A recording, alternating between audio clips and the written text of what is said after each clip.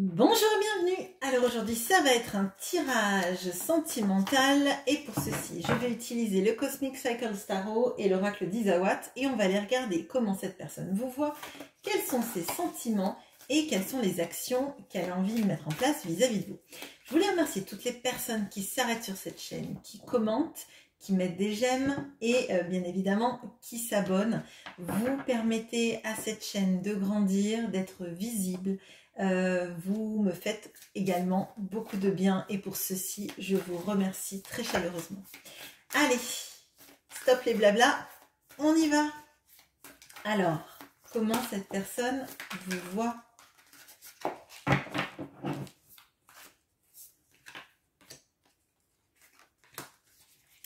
Quels sont ses sentiments?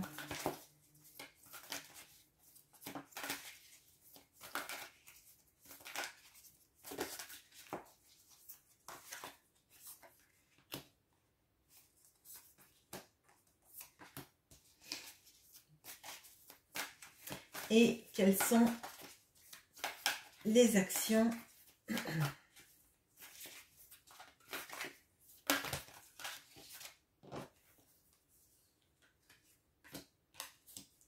Bon, on va laisser.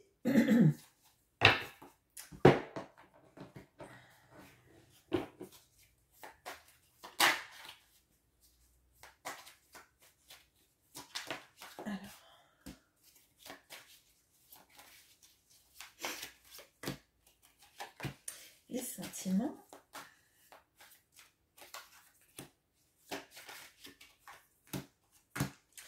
et les actions.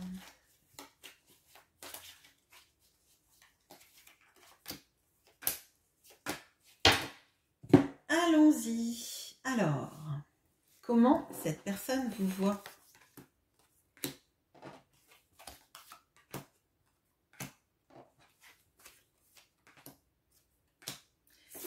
Alors, on a le 2 de denier et les masses, le théâtre, pardon, c'est un lapsus. On a la mort et le bambou. On a le 7 de bâton et la lady. Alors,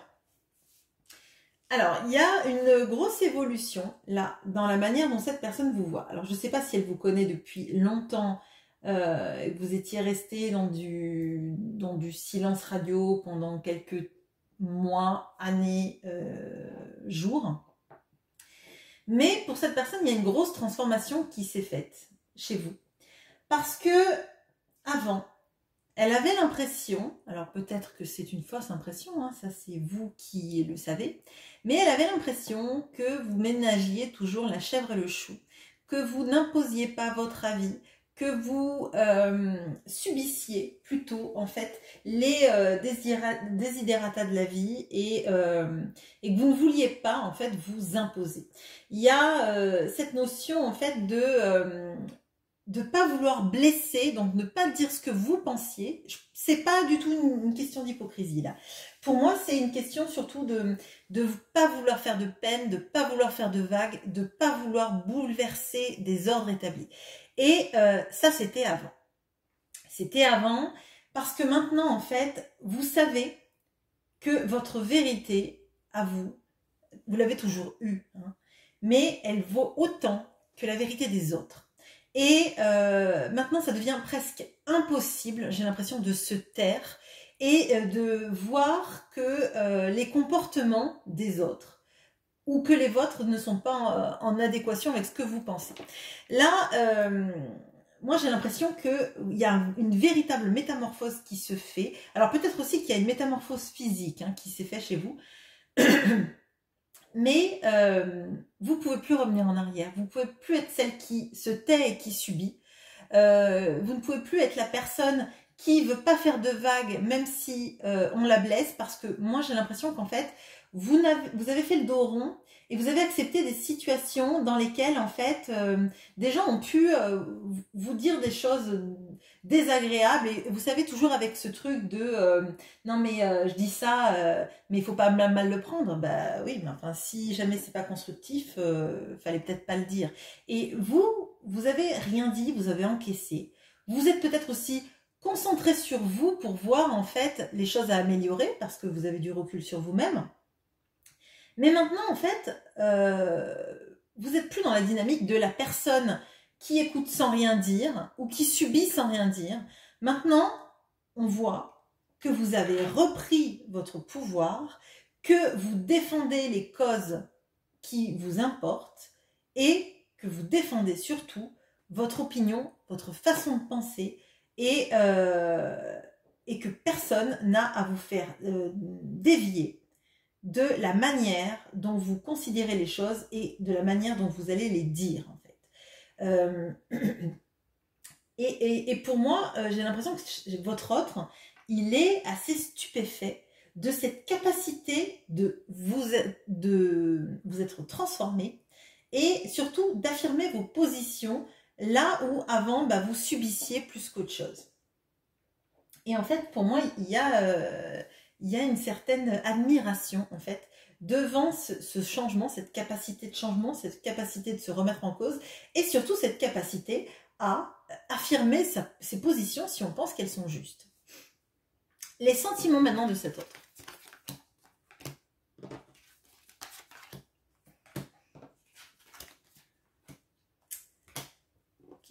Alors, on a le 10 de bâton et le triangle. On a le jugement et l'extérieur. Et on a le 9 d'épée et l'univers. Alors, bon. Alors, on a quelqu'un là qui est dans une mauvaise situation.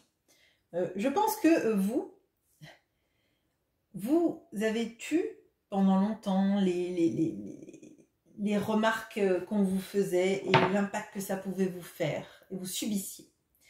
Et là, on a quelqu'un face à vous qui subit totalement une situation. Alors là, on a le triangle de Karpman qui est avec le 10 de bâton. Donc là, c'est carrément une personne toute seule qui porte une poutre. Donc quelqu'un, en fait, qui est dans une situation bien trop lourde à porter pour elle. Quelqu'un qui fait tous les efforts et qui en fait trop, qui porte trop de responsabilités et des responsabilités qu'elle n'a pas à porter. Quelqu'un qui potentiellement est dans un schéma de vie toxique, qui ne lui convient pas, avec des charges trop lourdes, des responsabilités trop lourdes, et peut-être aussi le fait de vouloir sauver une situation à tout prix qui n'a pas à être sauvée. Ça peut être un couple, ça peut être une situation professionnelle, ça peut être une situation amicale, mais il y a quelque chose dans lequel, moi j'ai l'impression, cette personne, votre autre, se sacrifie totalement et en vient à perdre le sommeil. Et là, vous voyez, il y a en fait des cartes qui sont dures, enfin, sauf celle du jugement, hein, mais qui est pourtant centrale, mais toutes ces cartes sont accompagnées de quelque chose d'extérieur à votre autre. On a l'univers, on a l'extérieur et on a le triangle de Karpman. Pour moi, votre autre est bloqué par son environnement extérieur, sa sphère peut-être familiale, amicale, sociale, mais c'est quelque chose qui le sabote totalement. Cette personne, elle veut être peut-être aimée pour sa réussite, pour ce qu'elle apporte à son entourage. Hein. Il peut y avoir effectivement de la réussite sociale, il peut y avoir toutes ces problématiques-là de gagner de l'argent, mais moi plus encore d'être reconnu, d'être quelqu'un d'important et pour les autres en fait, et pas pour elle-même. Tout ce qu'elle fait, c'est pour les autres qui la regardent, les autres qui peut-être comptent sur elle, hein, mais elle n'a pas de place là-dedans. Et vous, elle ne vous laisse pas de place là-dedans, clairement, dans ses sentiments en tout cas, parce que les autres prennent toute la place. Et elle n'a pas de place déjà pour elle. Son entourage alors j'allais dire la court-circuite, mais c'est peut-être lui, cette personne qui fait en sorte que son environnement soit toxique. Ce ne sont pas forcément les personnes autour de lui qui sont toxiques. C'est lui, sa manière de concevoir, qu'il doit porter toutes les charges et qu'il doit porter toutes les responsabilités. C'est lui qui est dans cette démarche toxique, clairement. Enfin, moi, c'est comme ça que je le ressens. Et là, le fait qu'il ne dorme pas et que j'ai cette carte du jugement me fait dire qu'en fait, toutes les nuits, quand il arrive à s'endormir, il y a comme un appel de son âme qui lui dit « Mais tu es dans le mauvais chemin, pars. Pars de cette situation, tu es sur le mauvais chemin. » Et il ne veut rien écouter. Il ne veut absolument rien écouter, rien déroger. Un schéma est un schéma. On s'enferme dans le schéma. On continue ce schéma sabotant et très fatigant. Là, je serais surprise que vous me disiez, si vous vous sentez concerné par ce tirage, bien évidemment, que votre autre va super bien, que il n'a pas de cernes, qu'il n'a pas l'air fatigué. Et je pense même qu'il y en a qui pourraient se blesser. Des petites blessures, des entorses, des maux de dos, des sciatiques, des quelque chose comme ça, parce qu'on porte trop lourd pour soi. Et à un moment donné, quand on porte trop pour ce qu'on est capable de supporter, il y a toutes les articulations du corps et les charnières du corps qui en viennent à rompre pour dire « tu ne peux pas supporter tout ça ». À un moment donné, écoute ton corps si tu n'écoutes pas ton âme. Voilà, désolée, voilà. Bon, les actions maintenant.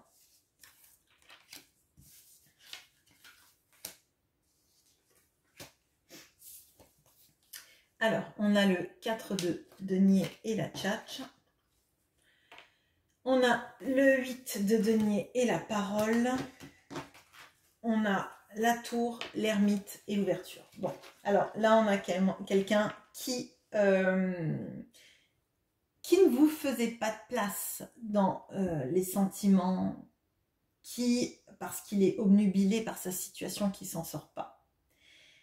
Et on voit qu'il ne fait pas d'action vis-à-vis de vous non plus. Je ne vais pas vous mentir, cette personne ne fait pas d'action. Cette personne, elle parle. Elle parle, elle parle, elle parle. Elle parle parce que c'est la seule chose qu'elle est capable de faire à l'heure actuelle. Elle a... alors là, j'ai cette image là de la personne qui économise pour s'acheter, j'ai l'impression, la limousine. Bon, on peut avoir quelqu'un qui est concentré sur l'envie de gagner de l'argent, de bien réussir professionnellement, etc.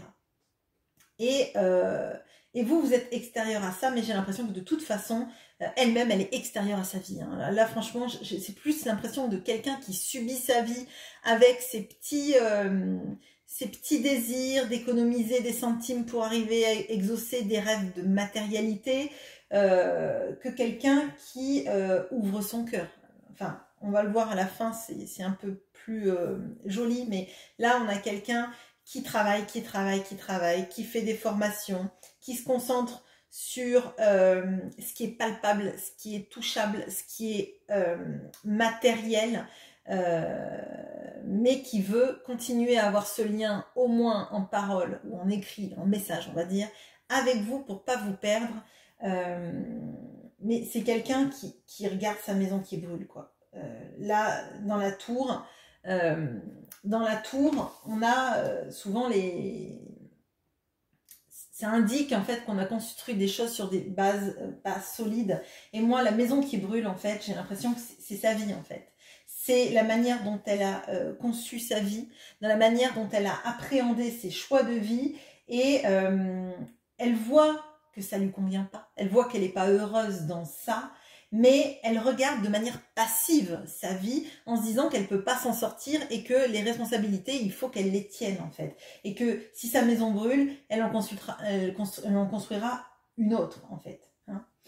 On a l'ermite et l'ouverture et pour moi, en fait, elle est dans l'inaction. Elle essaye un peu de s'intérioriser, mais je pense que ça lui fait peur. Ça lui fait peur parce qu'en fait, elle n'est pas prête à regarder trop profondément à l'intérieur d'elle, comme vous avez pu le faire, par exemple. Si elle regarde trop profondément, il y a des choses qu'elle ne pourra plus cacher sous le tapis, en fait.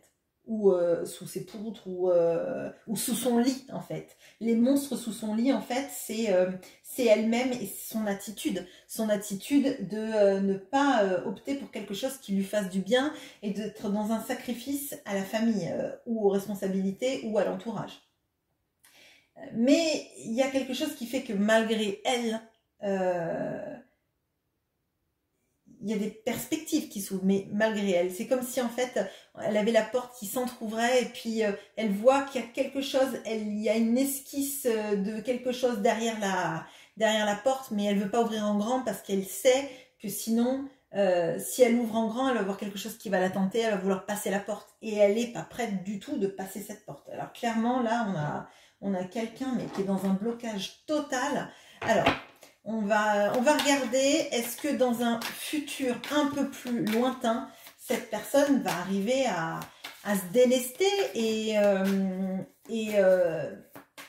vous proposer à vous quelque chose. Parce que là, j'ai l'impression qu'elle est complètement submergée et à tel point que c'est comme s'il n'y avait rien du tout. Bon, alors là, ouais.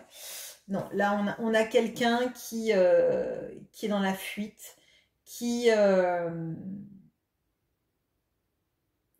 veut avoir des choses, mais sans passer par des étapes nécessaires. Là, j'ai l'impression qu'avec le sécateur, elle veut rentrer dans l'endroit en coupant les barreaux. Bon, avec un sécateur, on ne coupe pas des barreaux, mais enfin, vous avez compris l'image. Pour prendre ce qu'elle a à prendre, mais sans rien donner et en s'enfuyant derrière. Là, on a quelqu'un de plutôt centré sur elle et ses objectifs de vie et qui donne peu, qui aimerait être comme vous, mais peut-être que c'est son attitude à elle qui vous a aussi poussé vous à vous transcender et à évoluer parce que vous voyez bien que cette personne, vous voulez pas être comme elle au final. Vous voulez pas être prisonnière de votre vie, vous voulez pas être prisonnière de l'opinion qu'ont les autres de vous et vous voulez pas non plus tout prendre sans rien donner. Et malheureusement, là, on a quelqu'un qui est dans ces énergies-là. Voilà, je vous souhaite une bonne journée. À bientôt.